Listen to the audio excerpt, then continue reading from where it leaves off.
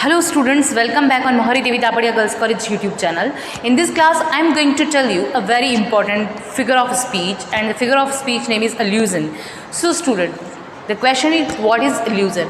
Allusion's literary meaning in Hindi is संकेत.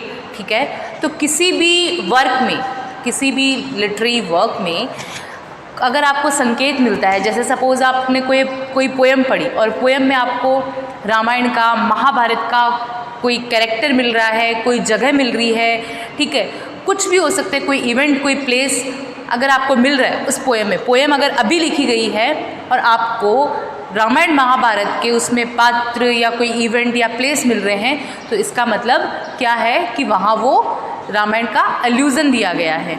तो मेरे अकॉर्डिंग तो आपको इतना जो मैंने बताया उसी में समझ में आ गया होगा कि अलूज़न क्या है। फिर भी हम देख लेते हैं अलूज़न की definition. Allusion is a figure of speech. Allusion is a brief and indirect reference to a person, place, thing or idea of historical, cultural, literary or political significance. So देखो स्टूडेंट, ये एक फिगर ऑफ स्पीच है।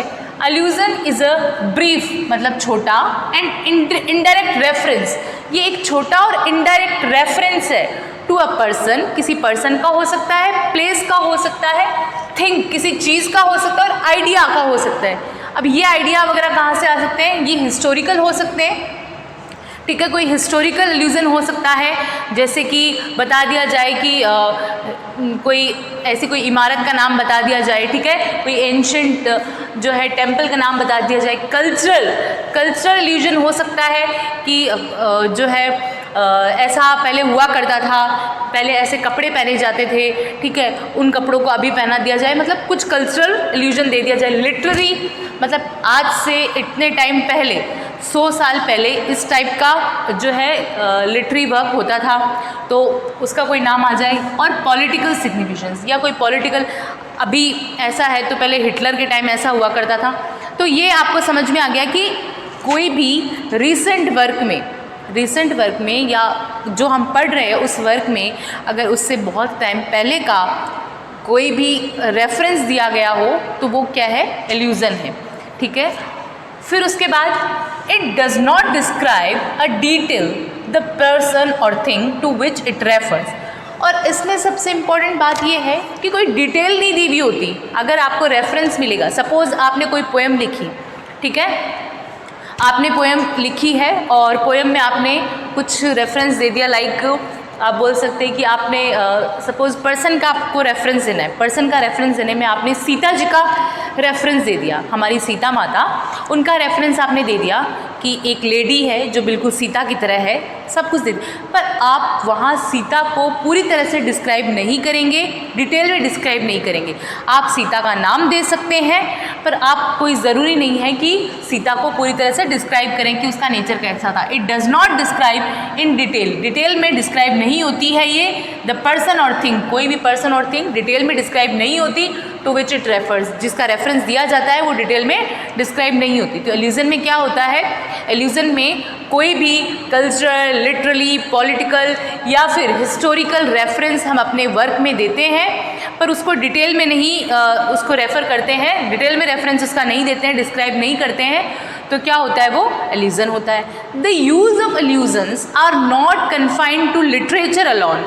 Illusion का use सिर्फ literature में नहीं होता है, ऐसा नहीं है कि इसमें ही एल्यूज़न का जो है यूज़ होता है। There occurrence is fairly common in our daily speech. इसका तो अकरेंस जो है वो हमारी डेली स्पीच में भी मिल जाएगा, ठीक है। हम बोलते ही हैं ना कि वो तो इतनी अच्छी है जितनी कि सीता थी। ये क्या हुआ? हमने एल्यूज़न दिया है, रिलीजियस एल्यूज़न दे दिया हमने।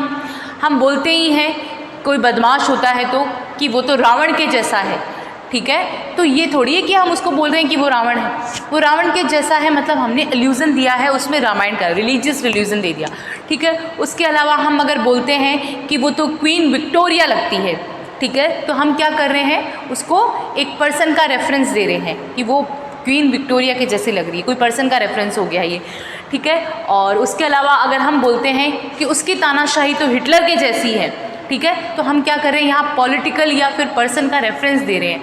तो इसमें हम डिटेल में हमें रेफरेंस नहीं देना, सिर्फ हम उसका एल्यूजन देंगे, डिटेल में नहीं देंगे। और ये हमारी कॉमन लाइफ में भी चलता है। The use of allusions are not confined to literature only, ये सिर्फ लिटरेचर में कन्फाइंड नहीं होता है। There occurrence is fairly common in our daily speech, इसकी अकेरेंस हमारी डेली स्पीच में भी मिल जाएगी। जैसे एक एग्जाम्पल मैंने आपके लिए लिखा है, don't act like a Romeo in front of her. Don't act like a Romeo. Romeo जो है एक तरह से आशिक को बोला गया है, हमारी देशी लैंग्वेज में रोमियो आशिक को बोला गया है। तो ये इसका एग्जाम्पल का क्या मीनिंग हुआ, don't act like a Romeo, आज रोमियो की तरह एक्ट मत करो इन फ्रंट ऑफ हर, तुम्हारी गर्लफ्रेंड के सामने तुम रोमियो की तरह ज़्यादा रोमियो मत बनो, ठीक है, ज़्यादा आशिकी मत झाड़ो, ज़्यादा आशिक मत बनो।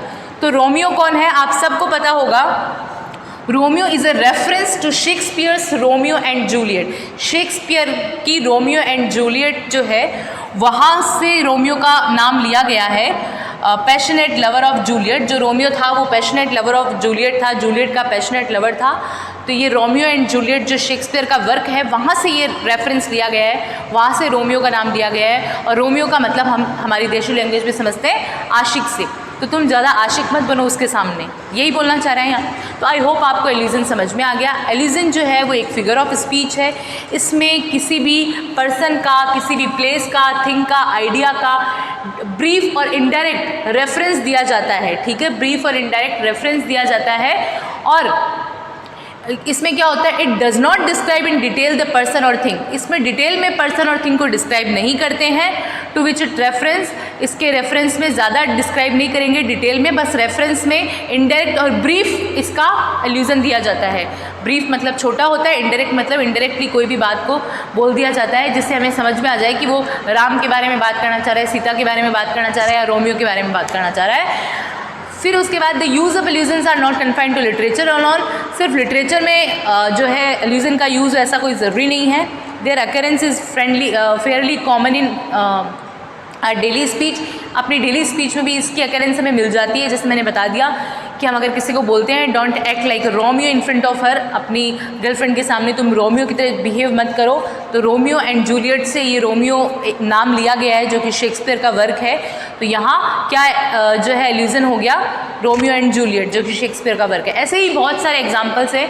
अब आप कोई भी पोएम, कोई भी वर्क अगर ध्यान से पढ़ेंगे तब आपको, अब एल्यूजन आपने अगर देख लिया, आपको समझ में आ गया कि इसका मीनिंग क्या है, तो अब आप ध्यान रखेंगे कभी कोई ऐसा नाम आएगा तो आपको पता चल जाएगा कि ये यहाँ पे एल्यूजन फिगर ऑफ स्पीच का यूज़ हुआ है, ठीक है।